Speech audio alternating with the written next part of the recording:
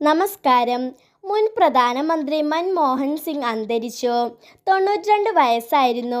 ദില്ലി എയിംസിൽ ദേഹാസ്വസ്ഥത തുടർന്ന് അത്യാഹിത വിഭാഗത്തിൽ പ്രവേശിപ്പിച്ചിരുന്നെങ്കിലും ജീവൻ രക്ഷിക്കാനായില്ല. 2004 മുതൽ 2014 വരെ ഇന്ത്യൻ പ്രധാനമന്ത്രിയായിരുന്നു.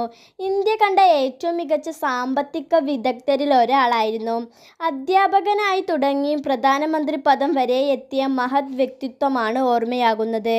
രാജ്യത്തിന്റെ സാമ്പത്തിക രംഗത്തെ ഉടച്ചുവാർത്ത ധനമന്ത്രിയായും ലൈസൻസ് രാജി ഇല്ലാതാക്കിയ ധനമന്ത്രിയെന്നും പേരെടുത്ത അദ്ദേഹം സാമ്പത്തിക ഉദാരവൽക്കരണ നയങ്ങൾ നടപ്പിലാക്കിയതിലൂടെ ശ്രദ്ധേയനായി.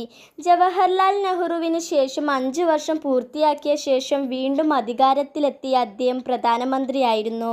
1932 സെപ്റ്റംബർ 26 ഇപ്പോഴത്തെ പാകിസ്ഥാനിലുള്ള പഞ്ചാബിലെ ഗാഹിർ സിംഗ് കുടുംബത്തിലായിരുന്നു ജനനം. 1991